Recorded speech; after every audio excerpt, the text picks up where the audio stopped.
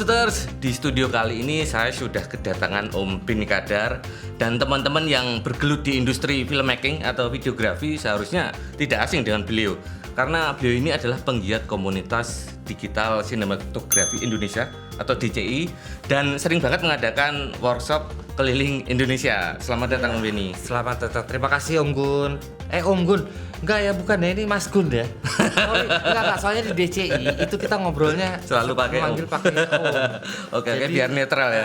Biar netral, jadi kita nggak ada gap antara yang tua sama yang muda berasa tua, yang tua berasa muda gitu Masih aja. SD pun dipanggilnya Om. Jadi makanya aku manggil Om Mas Gun aja. Kayaknya tadi bawa sesuatu yang menarik nih. Ada dong. Apa itu? Nih. Mantap. Oke. Nah, sebelumnya boleh cerita sedikit Om Beni ini profesinya apa dan ini apa yang dibawa ini? Ini kamera apa ini? Ya kebetulan di DCI sih saya lebih banyak aktif di DCI gitu. Itu suatu komunitas. Kita nggak suka disebut komunitas ya, kita lebih suka disebut keluarga besar kali ya. Jadi tempat kita semua belajar tentang sinematografi, videografi, anything about videografi gitu aja. Om Mas Gun. Jadi Oke. Jadi ini nih kamera terbaru dari Blackmagic. Blackmagic Design. Dari Blackmagic Design, mereka menamakan dirinya Blackmagic Pocket Cinema Camera 4K. 4K. Karena yang pertama nggak pakai 4K ya. Iya. Jadi ini yang keduanya ini yang 4K-nya gitu. Oke. Nah, teman-teman, kita ini mungkin berdua adalah orang pertama orang Indonesia yang megang Blackmagic Pocket Cinema Camera 4K ini. Karena waktu itu tanggal 25 September kemarin ya. Agustus. Kita diajak sama ADM Teknologi ke BIR TV 2018 di Beijing dan kita sempat nyoba-nyoba sebentar kamera ini. Mungkin Om Beni ini adalah orang Indonesia pertama juga yang memiliki kamera ini ya. Memiliki kamera ini kalau nggak salah. Jadi kalau teman-teman pengen mencoba kamera ini sebaiknya menteror Om Beni kan? Iya, boleh. Oke. Tega bener. Nanti saya kasih nomor teleponnya Om Beni di video description.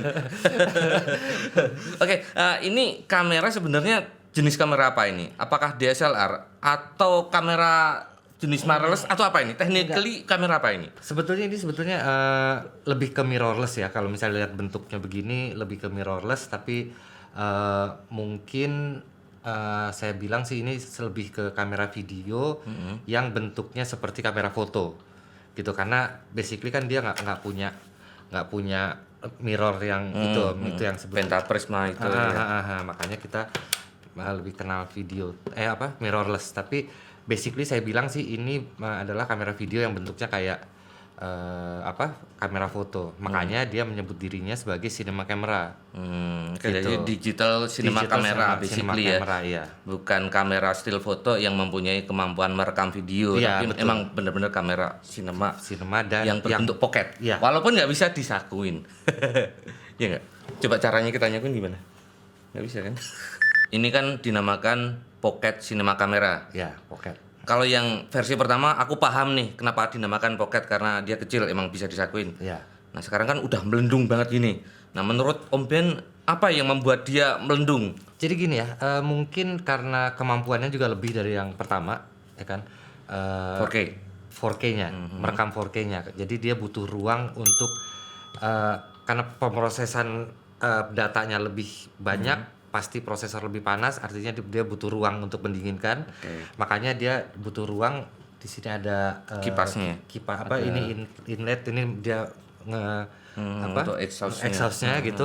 Jadi dia butuh ruang besar gitu yang untuk mendinginkan ruang dalamnya, nggak tertutup gitu. Terus kemudian ini juga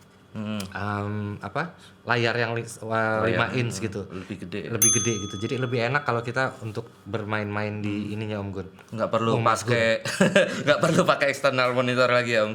Iya, ini dimaksudkan untuk mengganti eksternal monitor yang 5 inch itu. Walaupun nggak bisa di flip kan. Tapi lumayan kok. Kemarin saya coba main-main di tripod, juga menggunakan tripod dan di handheld lumayan. Asal eye level masih nyaman lah ya. Masih nyaman banget gitu.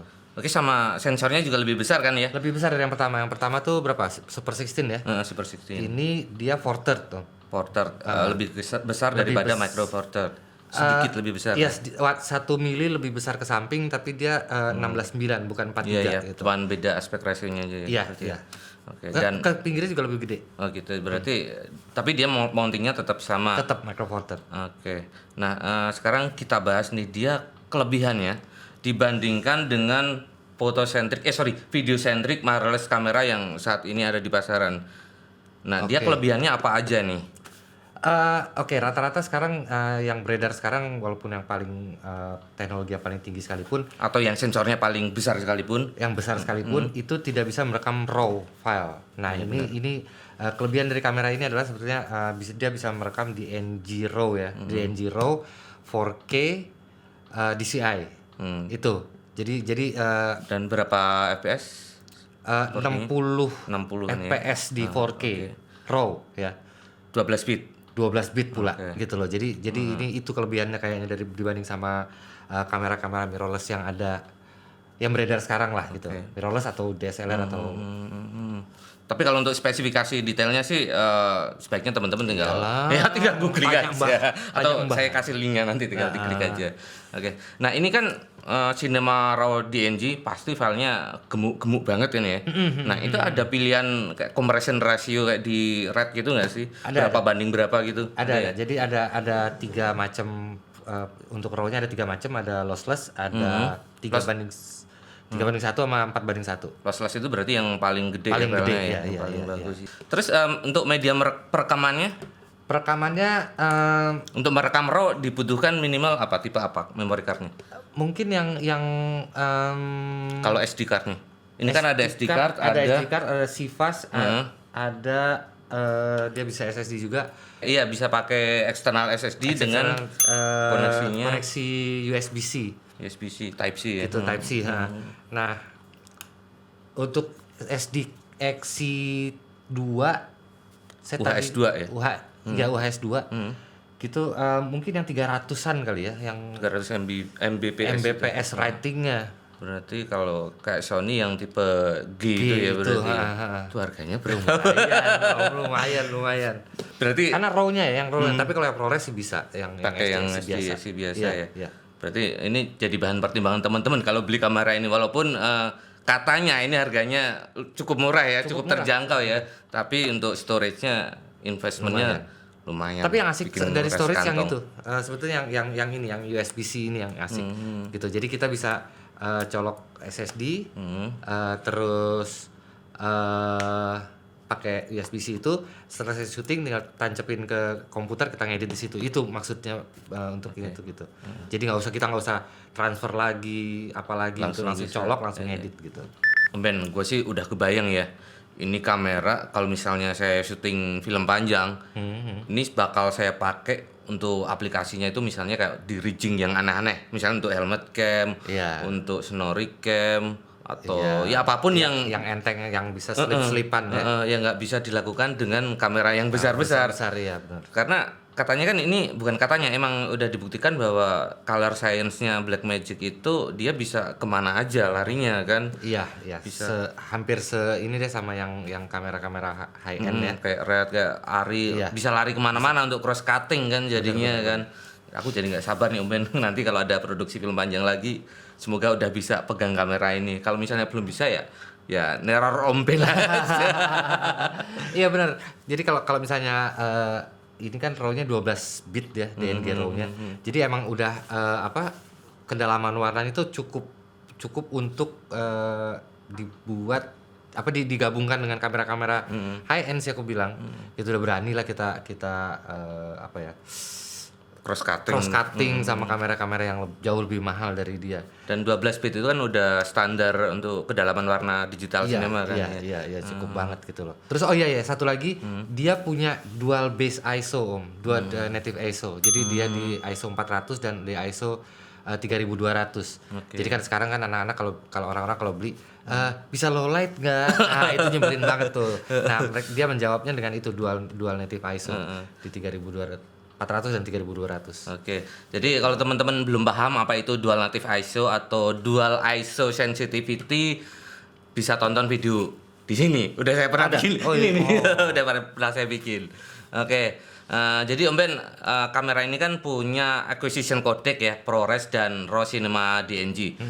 Menurut Om Ben, target market utama dari kamera ini sebenarnya apa nih? Siapa nih?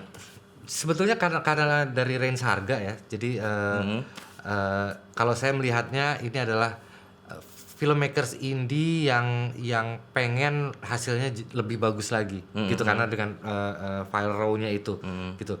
Kalau misalnya kadang-kadang kan kita film-filmmakers indie itu kok tanggung ya 422 10 bit atau let's say yang lain-lain dengan XLR recorder, kok rasanya nggak pede gitu untuk masuk ke bioskop dengan Kedalaman warna iya, yang kedalaman cuman, itu. Nah, ini jawabannya mungkin karena ya cukup murah kali Om Gun ya.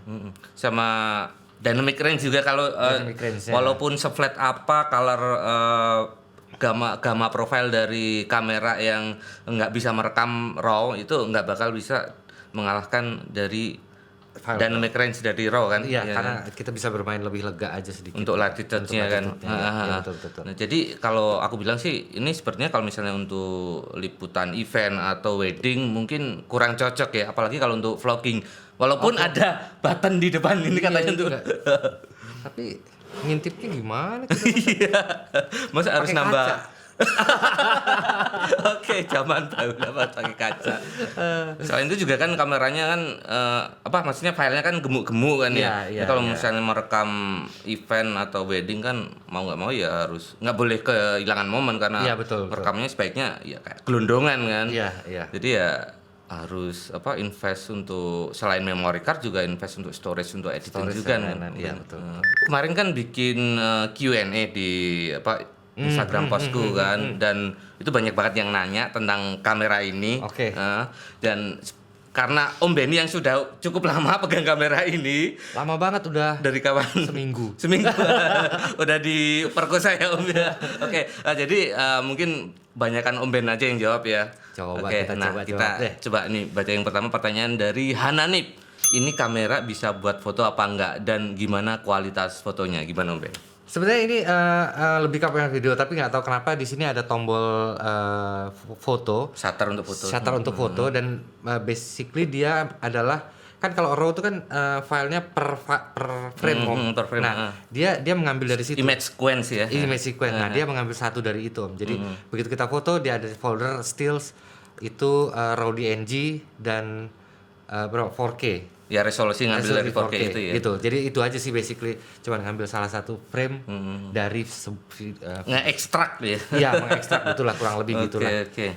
Nah, Gitu. berikutnya dari Yulfikarali, apa kamera Blackmagic ini harus ditambah gear lain atau cukup kameranya aja udah enak untuk digunakan Om Ben? Nah, sebetulnya gini, yang saya rasakan kemarin seminggu adalah baterainya.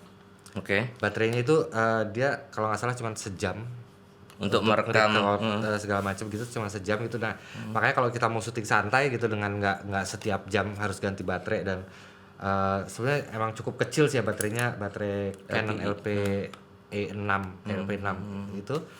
Jadi yang paling penting adalah baterai. invest baterai sebanyak-banyaknya berarti. Sebanyak-banyaknya, atau pakai baterai yang gede itu yang Vimon. atau apa gitu. Nah, itu Vimon atau NP juga ada kan. Nah, dia ada juga optional Ada yang colokannya untuk iya, untuk adapter ini bisa dipakai untuk baterai. Gitu. oke. Sebetulnya itu aja. Berarti nggak perlu pakai kayak DC coupler, itu nggak perlu DC ya? coupler malah nggak bisa karena dia nggak ada bolongan di sini, Gun. Oh, nggak ada. Oh, Mas Gun. Nggak ada bolongannya. Gitu. Ini bentuknya beda dengan beberapa sinema kamera. Apakah ada kesulitan untuk handheld atau misalnya mounting ke tripod atau gimbal? Nah, terus ini pelanggaran ini banyak ini pertanyaannya. Banyak amat ini. Beda yang paling signifikan dibandingkan Sony Venice apa? Untung saya bukan orang Sunda. Yang terakhir ini dulu signifikan dibanding Sony Venice adalah harganya, Om Gun. Oke. Oh, Mas Gun. Iyalah, ini berapa?